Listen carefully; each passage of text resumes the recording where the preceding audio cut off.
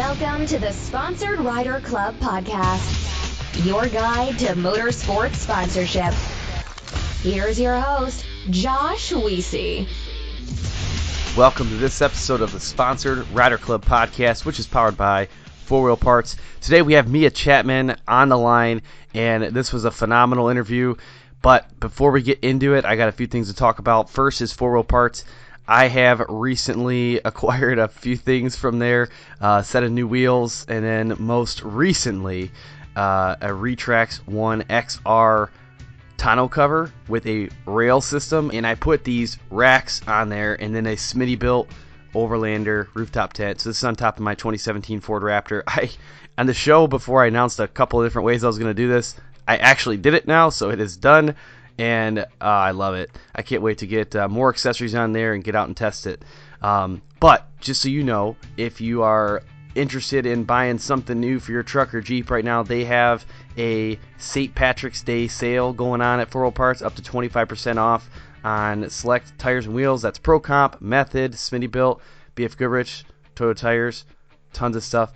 So check that out. Lots of good savings right now.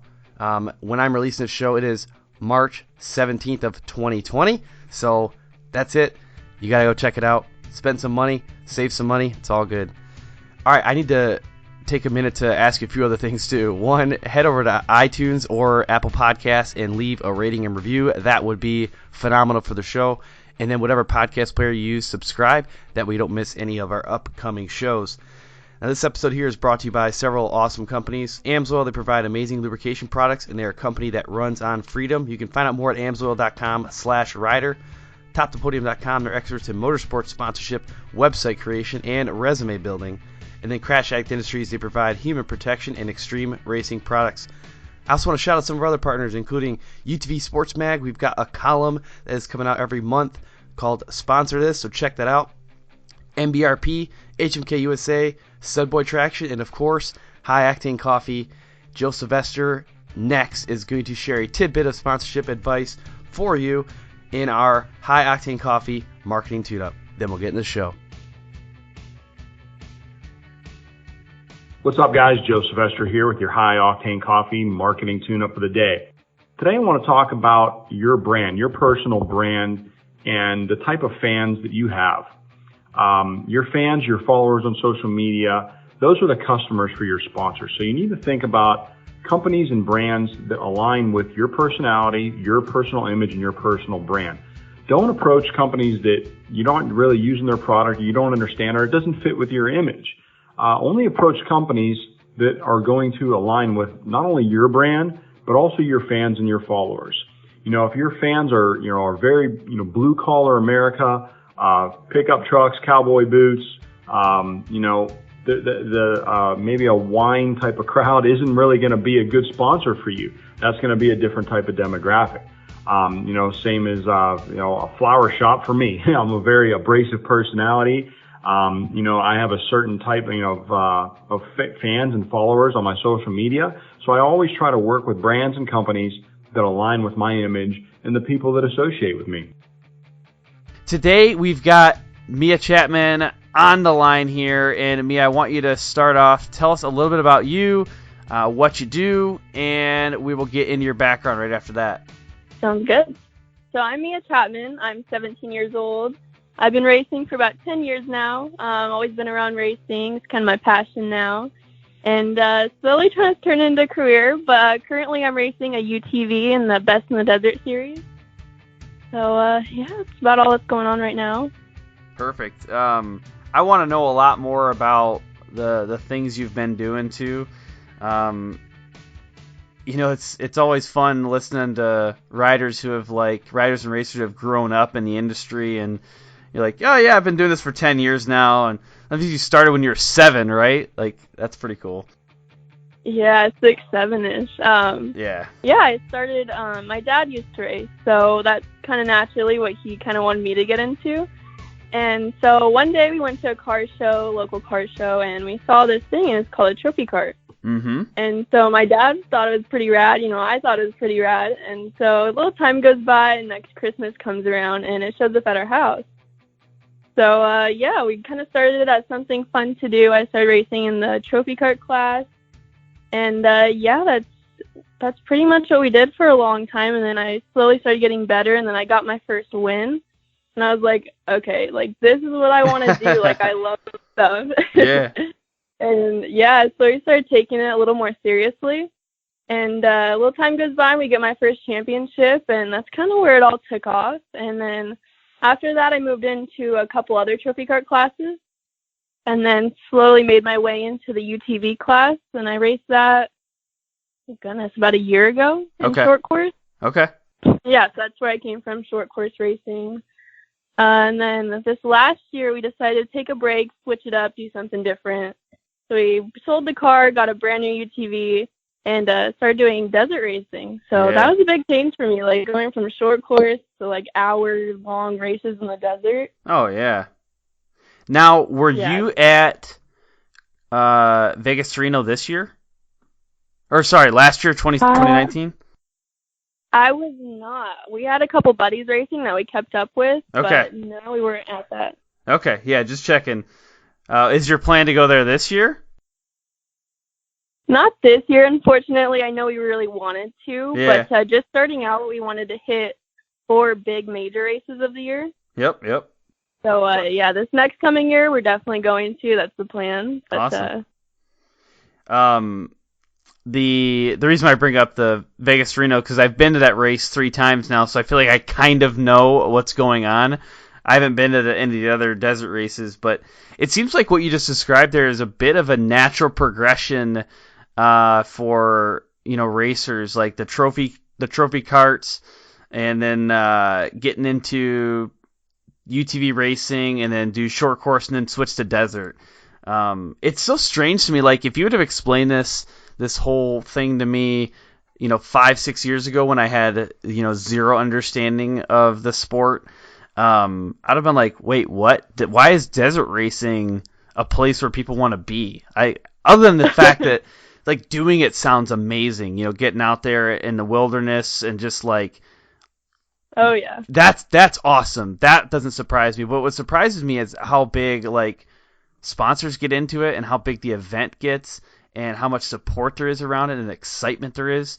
Because you're really, most of the time, unless you have a helicopter chasing you, you're just out by yourself and no one can see you. Oh yeah, it's a whole different another animal. Like, for short course racing, we're in the car for like 30 minutes tops. Yeah. And then, like, desert, we're in there for like 6+ hours, like, by ourselves with our co-driver, of course. But right. Yeah, it's insane. Yeah, it's pretty cool stuff, though. I know I went out west the first time, because I'm from Michigan, and we don't have desert racing out here. And I went out to the first Vegas Reno race, and I was like, I want to live here. It's just free. Like, everything is just free. I don't know how to describe it. Like, you look around, you're like, oh, okay. Oh, yeah. No, I totally get what you mean. You know what I mean? Like, my wife, I was trying to convince her to move out to Nevada after the race, and she's like, yeah, I don't think so. But I was like, but it's freedom. I said, if you want to describe freedom, that's it. That's it. Oh, yeah. There's so much land out there. Yeah, it's crazy. And it's like lawless. You know, that, like, in Michigan, if you drive down the road, normally you're probably breaking a law of some sort. And out there, I'm like, I think I'm good. I don't think I'm breaking any laws right now. Free range. No, I shouldn't be getting on Michigan too much. There's some pretty cool stuff here. I really enjoy it here. But this is about you. This isn't about me. So what did you just do recently? Like, what's your biggest, most recent race here? We just got back from the Mint 400 actually a few days ago. How was that? It was pretty crazy. That was my second desert race that I've ever done. So, like, take on the Mint 400, it was a little intimidating at first. But, yeah, we put a lot of prep into it and just mentally prepared, like, myself, and did as much prep as we could with the car. And so, yeah, when we got out there, first lap went pretty smooth. We finished that in about 2.5 hours. Mm-hmm. And second lap, we had some issues. mechanical or wiring issues. So that set us down for a while. But yeah, that race is brutal. That really beats you up. Yeah. I mean, I've not been there before, but the reason why I ask these questions too, that are somewhat leading, is some of the people who listen to the show, they're not UTV racers. They don't follow Best in the Desert. They might not even know what we're talking about. So I try to pull out some of those details. But when you say laps, right? It's like you said 2.5 hours for a lap, right? It's a 400-mile race. What's it? Three laps? Is it? 4 laps. 4 laps. 4 laps. So you go out into the desert, and that's like a lap. So it's pretty wild. Oh, it's insane. Like, each lap was around 100 miles, and it's brutal. Like, it's a brutal course. There's rocks, there's insane chatter bumps, jumps. Like, it's crazy. Yeah, that's pretty cool. It's pretty cool. Well, what are you excited about right now? That race is, behind you for the year. You got some work to do on the car, but what are you fired up about right now? Right now, our next race isn't for a little while, actually. The next race we're doing is the UTV World Championship. Yep. So, we're taking a little time off, getting the car prepped and ready. And recently, I've been working with Jim Beaver. He's kind of taken me under his wing. He's teaching me, everything he knows. He's been around this for a long time. So, he's a really valuable person to have to our program. And so I just graduated high school a few weeks ago. Oh, that's very recent. Congrats. Yeah, thank you. So now I'm gonna start kind of working with him, learning how to manage my own program, all of that stuff. So I'm really excited about that. Awesome. Yeah, for people who don't know Jim, go to the website at some point and the sponsored RadicalPodcast.com and search Jim Beaver. I think he's been on the show 6 times. Which is a lot, but he's got a lot of good advice. I can't remember the exact title now. I think he's the brand manager at Vision as well. Yep. Plus he produces about 15 podcasts. I don't know. That's not the right number, but a lot of podcasts. He's been working with you quite a bit. So he's just he owns his own race team for eNASCAR. Or as an iNASCAR, I probably messed it up too. I think it's eNASCAR. eNASCAR. Yeah, so he's got a lot of good stuff going on, lots of good information, lots of good exposure in the industry. So, all right, well, that's the Jim Beaver love session. We've completed that. Check that off the list. But no, for people listening though, like Jim connected us for this conversation.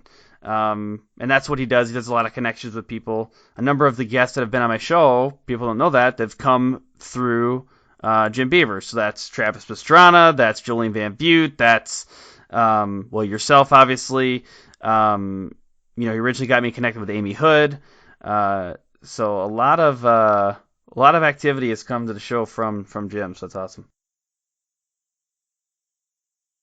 Well, I want to talk next here about some of your current sponsors and partners that you work with. Yeah, so this year we've had a lot of awesome people come on board for our program. Some of the biggest ones are Redbull. Yokohama Tire has been a big help this year. Kicker Audio, of course. R&R Steel. Vision Wheels. So we have a lot of awesome people coming on board for our program this year. Mm-hmm. And they've already been such a big help, especially in the desert. It takes a lot more budget, a lot more durable things like tires, wheels. Oh, yeah. Really important program out there. So, yeah, it's been awesome to have them come on and help us out.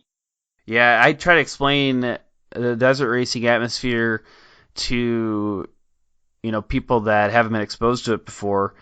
And I've been part of the pit crews the past 3 years, and you're like, oh, gotcha. I mean, these cars, it's not that people just slap these cars together overnight. Well, okay, sometimes that happens, but it's like, it's really skilled people building these cars with, for the most part, the best quality parts. And, like, they never finish races. It's very hard to finish. Oh, yeah. You know what I mean? I remember telling people the first year I was a part of it, like, yeah, we finished. They're like, okay, you finished? That's exciting. I'm like, yeah, nobody finishes. Like, yeah, no, like, that's huge. Yeah, like, that's a big deal. We finished the race. especially when you look at some of these $1 million trophy trucks that they just can't finish. Like, okay, that doesn't make any sense, but that's how it is, and I get it now. So that really, that makes a lot of sense. You're getting the more durable parts, which I think honestly that's why some of the companies do invest so heavily into this event. I know BF Goodrich will say, yeah, we won 15 spots out of the 20 finishers, something like that, because our tires are amazing, right? And, that's a pretty good sales pitch. I get it. Oh yeah. Well, we're going to talk a lot more in depth here in a minute about some of these sponsors. I definitely want to dive into Redbull a little bit because I know Redbull has a pretty cool program, so I'll probably ask you a few more questions about that. But right now, I want to take a quick minute to thank the sponsors for this podcast, and then we'll hop back into the main event. Sounds good. Let's talk about your truck for a minute. You can count on it to haul your vehicle and your gear to the track or to the trailhead, but I bet you never think about the motor oil. Here's why you should. Your oil is the only thing preventing your engine from wearing out and breaking down. To keep your truck running strong, look for an oil with added wear protection. Like, for example, AMSOIL Signature Series Synthetic Motor Oil. It delivers 75% more engine protection against horsepower loss and wear than is required by the leading industry standard. It provides the next level protection today's demanding engines need to keep running for years and to keep effortlessly towing your ride to the track. Go to amsoil.com/rider to find out more. Make the switch to AMSOIL Synthetic Motor Oil today to keep your vehicle running great. 2 questions I get continuously about this show and about sponsorship is, do I need my own website and do I need a resume? The answer is, in my opinion, yes to both, and that's why we partner with TopThePodium.com. Now, if you want to see an example of what a professional website and what a professional resume looks like, you gotta check out TopThePodium.com. They did my website. The Sponsored Rider Club Podcast website is SponsoredRiderClubPodcast.com. That was created by Jeff Vanistal of TopThePodium.com. I think it's awesome. I get a lot of good feedback about it. And there's a number of other websites out there that Jeff has produced that are just phenomenal. So I think it's important in this world of social media where you have control of your content. That's what a website does. It gives you full control. We don't know what Facebook's going to do sometimes. We don't know what Instagram's going to do. We don't know what Twitter's going to do. So if we don't have that central location to direct people and house our content, there is some risk that we incur. So I strongly recommend getting a website, talking to TopThePodium.com. And then the resume, again, is massive. And if you want to stand out, get it done professionally. And honestly, it is one of the best ways to step up your game and present yourself in the best way possible. Safety is our overriding priority. I hear it all the time, but I have to ask myself, is it though? Is that the first thing we think of? Is that the first thing you think of? Over the past couple of years, we've seen the performance of production UTVs increase, somewhere around 350%. That means these machines give us a lot more opportunity to have fun and win races, but it also, unfortunately, gives us new opportunities to crash. And that's why we have partnered with Crash Addict Industries. The owner, Travis Pointer, became very accustomed to crashing early in his career. He saw it as inevitable, and he set out to make the process safer. With a passion for racing, welding, and engineering, Crash Addict Industries now produces full cage and other protection systems intentionally designed to protect you during an accident on the track. They also offer a line of human protection products through their vendors. Do this for me at this point. If you're racing with a stock cage right now, please go check out CrashAddict.com and at least see what they have to offer.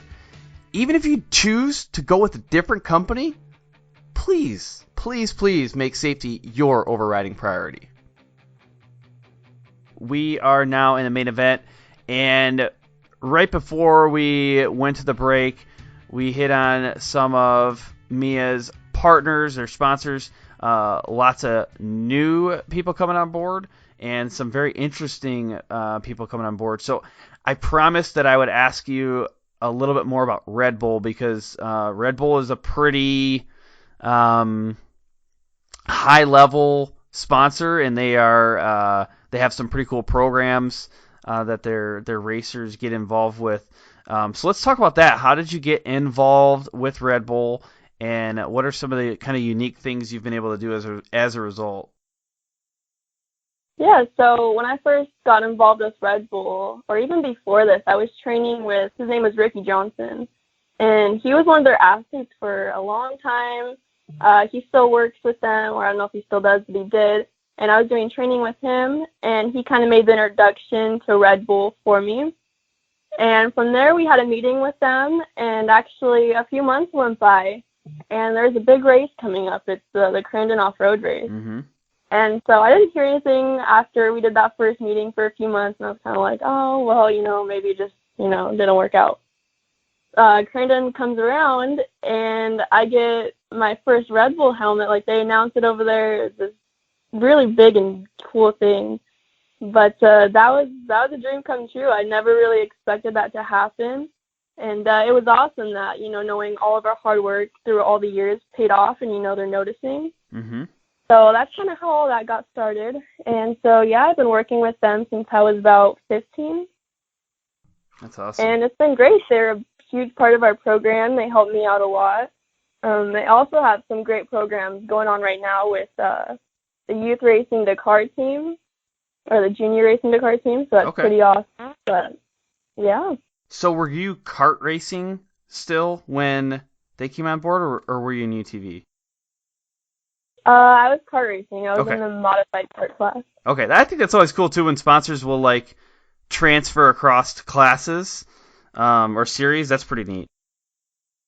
Oh yeah, it's awesome. Okay, so help me understand this better. How they announced it. How did they announce that you were part of their program? Oh, so backstory behind all of this. I'm still 15, so I'm still underage, so my parents were working with them, and they lined up this thing where my parents knew I was a huge Bryce Menzies fan, really big, and so they got together with Bryce, came up with something, and so they took me over to his pit, and then we ended up, he was like, hey, you want to go for a lap around the track in the UTV, and I was like, yeah, of course. And so we go out there, and we stop by the finish line, and we both get out, and they hand him this thing in a bag, and it was my helmet. Oh, and so, no kidding. Yeah, it was awesome. Yeah, so he gave it to me, and he was like, welcome to the team. We're super pumped to have you. And I didn't really get it at first. I was like, I thought he was handing me his helmet, to hold or something. Right, and he was right. like, no, this is yours. Wow, that's pretty neat. So then, yeah, did your parents know at that time that you were getting it? They did. Okay, so they knew. You were the only one that didn't know. Yeah. Okay, that's pretty cool. That's a pretty cool thing. Yeah, it was awesome. So have you been able to participate in one of those events where Red Bull puts on, where they bring all their athletes together and, have them hang out and talk and chat? Have you been able to do anything like that?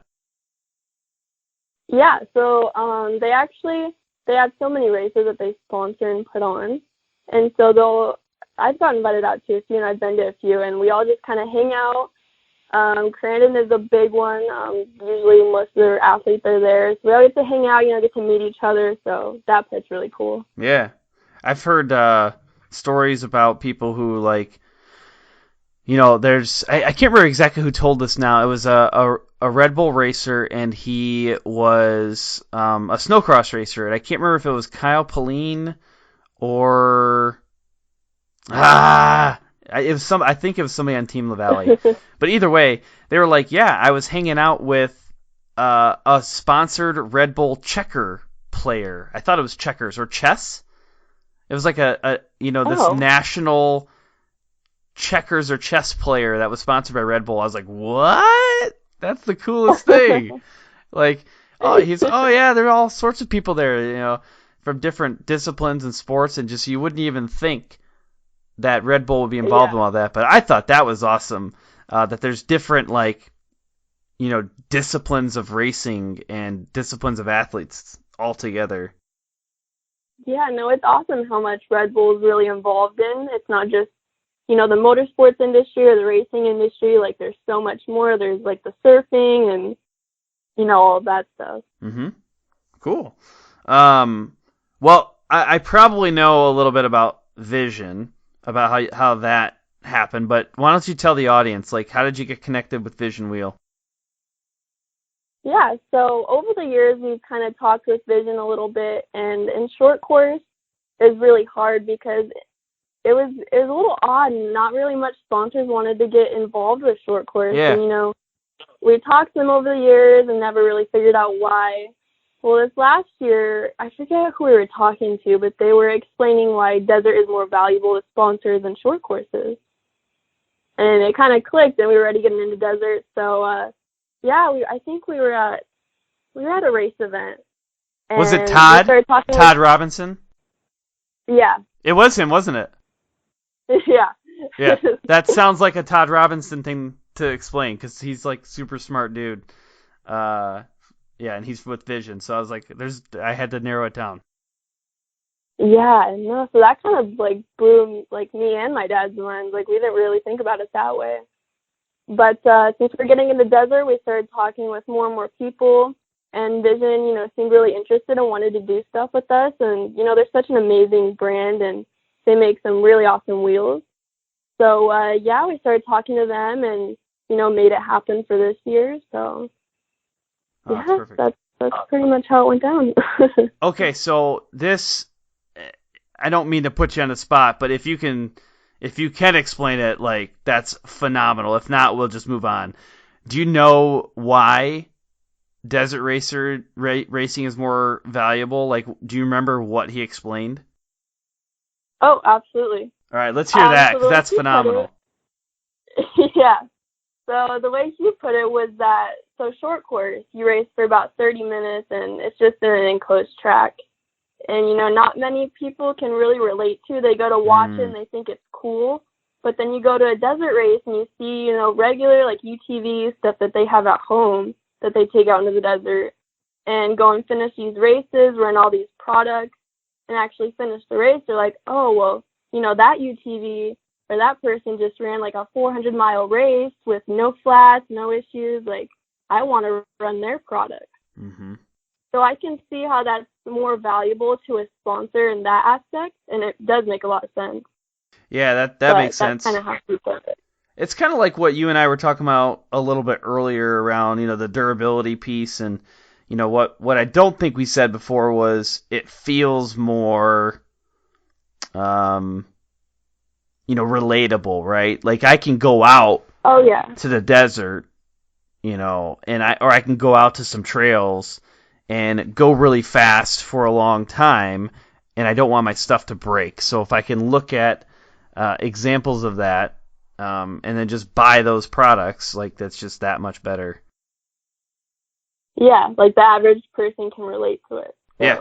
That was kind of the biggest thing that he said, and it really does make a lot of sense. Oh, yeah.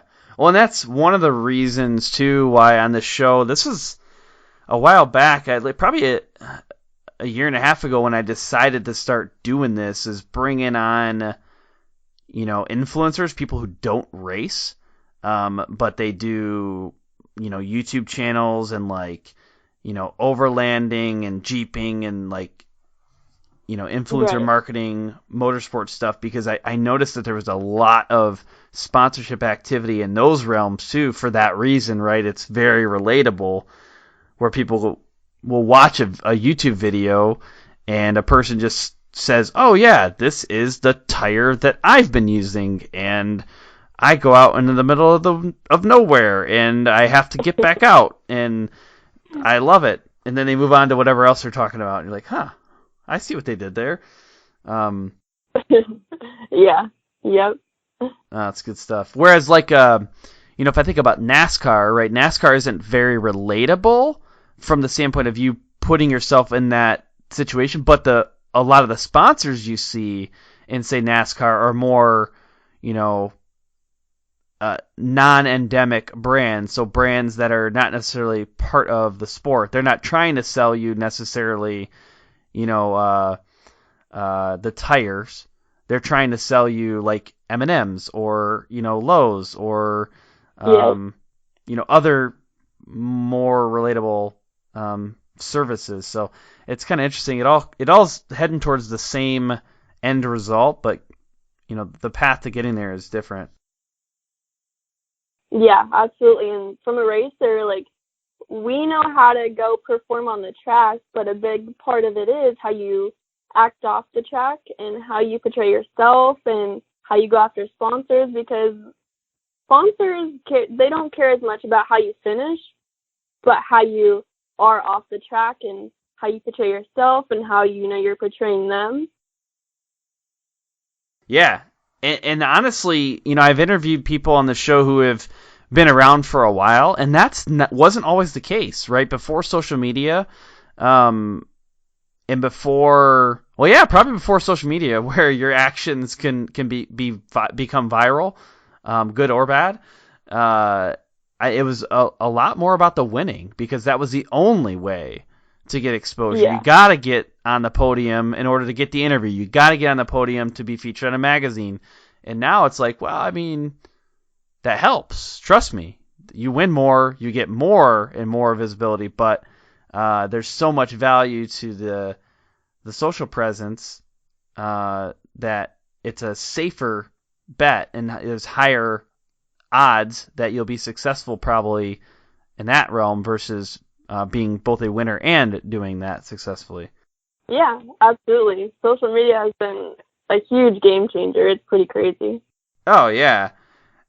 So I was going to ask then, how do you interpret that? Like, what have you done differently? You're a teenager, you got a whole bunch of stuff going on, you're growing, you're learning, like, constantly. How have you managed, like, your sponsors' expectations with your social media and, like, the, being a kid thing? Yeah, so I think it's really all about mindset for me.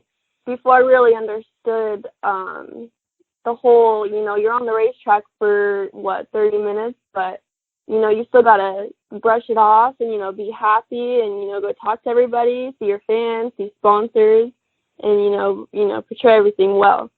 And so now it's all about that mindset. Like, whatever happens on the racetrack happens, good or bad, you just brush it off and go about your day, because that's only a small part of it. No, that's awesome. It's been a lot of fun for me interviewing people on the show who have grown up in the sport, because they've learned that naturally, or somebody's taught them, right? Yeah. But it seems to me that, and maybe I'm wrong, maybe I'm just not exposed to enough, people growing up in different industries, but it seems like the off-road racers and the snowmobilers and the motorsports people develop a lot of maturity, because they race, they have to learn how to interview, whether it's on a podcast or if it's on, a podium or just people walking up to them at shows and asking questions. Like, you have to learn those things, and your sponsors are teaching you along the way too. I think it's one of the reasons why I've enjoyed the show, is I get to see people's progression over time too. Yeah, no, that's absolutely right. I can definitely say growing up in the racing industry has made me into the person I am and helped me mature a lot and understand a lot of things that I probably wouldn't at this age if I wasn't, in the industry. Mm-hmm. So, yeah, that part's really awesome. Ah, makes sense. Well, you've probably had a lot of obvious successes here with sponsorships, and what was it, 7 times you've won championships? Is that right? Yep. Yeah, so that's a lot. That's a lot of good things. Have you run into times where things didn't go well with a sponsor? And if so, you don't have to say the sponsor's name or anything, but has that happened to you? Fortunately, it has not yet. We've always had pretty good luck with sponsors. We've never really had any bad outcomes or, bad blood with any sponsors. Yes, so knock on That's wood, good. but yeah, we've had a pretty good experience so far. Good. Have there been times where you were seeking a specific sponsor and it didn't pan out? Like you thought that maybe you would be with them or you wanted to be, and you got maybe ignored or rejected, or it just didn't work out? I can definitely say there's more than likely been a few times, throughout the 10 years you've been racing. Especially when you're a kid, it's really hard to get sponsors when you're coming up and, still trying to prove yourself and, still trying to grow and mature. Mm-hmm. Mm-hmm. But, yeah, you really can't really let it get to you. You got to kind of move on from it and just, go after some more and, do all that you can. At what age do you feel like you started understanding the whole sponsor expectation thing? I've interviewed some folks in a show that were, 11, 10 years old, and it seems like they kind of already had the grasp on that stuff. When do you feel like it's set in for you? Oof, I'd say probably around 11 or 12. Yeah, that really, makes sense. I was still a kid, but it all made sense, and I knew, like, I couldn't just, run around the track and do whatever I wanted. Like, I had to portray myself in a good way, and, because my sponsors are going to be looking and, kind of all of that stuff. Yeah. I just don't know if, like with me at that age, I don't know if it would have sank in. Like, I feel like I would have been able to understand that there's expectations around behavior and stuff, but I don't know if I would have really understood why it mattered. That's something that I don't know if I would have understood that. Yeah, it was hard to kind of grasp your mind around, especially at that young of an age. But my dad played a big role in teaching me all that stuff and making sure I understood. And growing up in the family that I did, like we have an awesome dynamic here. My dad always teaches us, good morals, and so that part wasn't too hard to kind of understand. But he definitely played a big role in, making that all, click into my head. Oh, that's awesome. Is there anything unique that you feel you've done to promote your sponsors? Show them something a little different, a different way of presenting their brand? Yeah, so a big thing is making that personal connection with them. You can do all, you want over social media, contacting them, emailing them, all that stuff. But it's different once you have that personal connection and you actually meet them and go out of your way to do things for them, like go to their events, do, things for them. And so that's one of the biggest things in getting sponsorships and maintaining, good relationships with them. I'd say is definitely the personal connection. Yeah, it makes sense. How do you feel like you've done that? I mean, I talk about it all the time on the show, right? About you got to build relationships, you got to get to know people. It has to go beyond a pitch. But how do you feel like you've done that? Especially growing up doing it, right? You might not have even known it was happening at the time, but how do you feel like that's even happened? Well, here's a good example. So Kicker Audio, we've been with them for a little while now. They started sponsoring us in the mod card days a few years ago. I don't remember how long, but they came on, and I was on this TV show kind of thing, and they came on and sponsored the TV show. Well, after I aged out of the trophy card class, we wanted to keep them on as a sponsor. Like, we love the brand, we love what they do, and we actually use their products. And so from there, we started emailing him and making that relationship and going to events that they were at, like SEMA, Okay. All those kind of like off-road shows and wherever events they were at, and making, that personal connection again. And so that's kind of what we've been doing, and it's helped a ton. No, that's awesome. I am gonna move on here to one of my favorite questions to ask, and I don't always get to ask it, whether I forget or we start rambling on about something else, Yeah. But it's a tough one, and I put it into what I call the lightning round. If you could sponsor anyone in the world, who would you choose and why? Ooh, that's a tough question. Yeah, it is. I think the first kid that comes into my mind, his name's Oliver Golding. Okay. And so he races short course with us. Hold on, I He gotta does search. UTVs. I gotta look up Oliver here.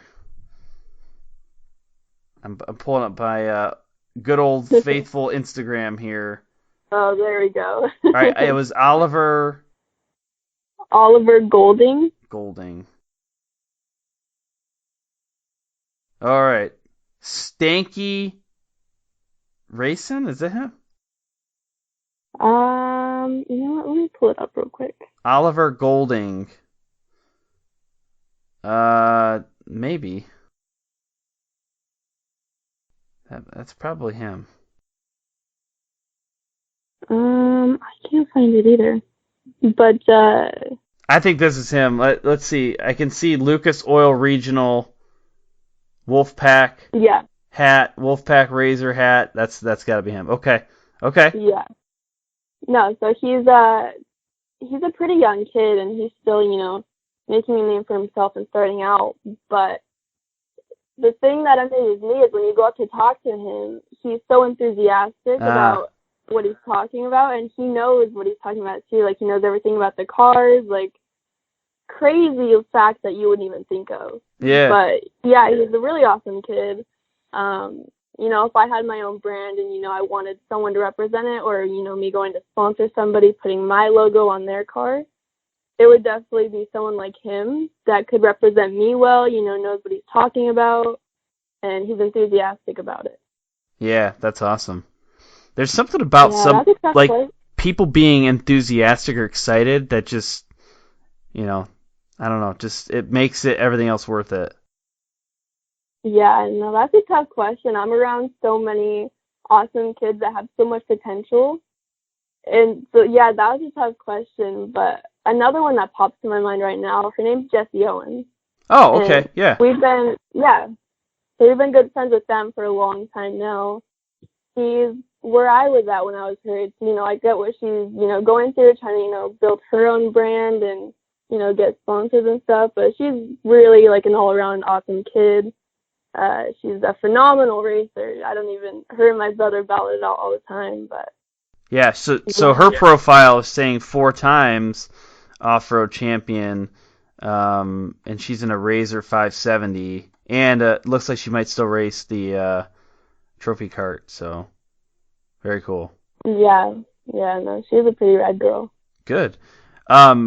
So I did not have the right Oliver Golding profile. It's almost like someone may have almost like created a fake one. I'm not sure, but there's several ones here, but I think this is the real one. Oliver G _racing on Instagram. That looks legit.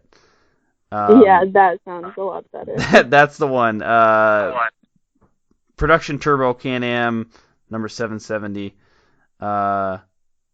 Yep, and there's also Oliver the Off-Road Kid, which looks like it might be him too. I don't know. There's lots of them. There's just lots of them. I didn't know there was that many. Yeah, I don't even know if there is or if this is just like someone went through and made some bonus ones. Like, I don't know. Either way, check him out. It looks like he is at a minimum a very interesting person. Or at least his online presence is very interesting.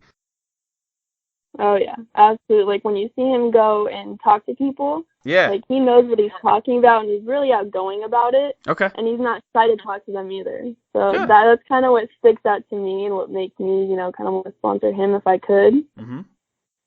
But, yeah.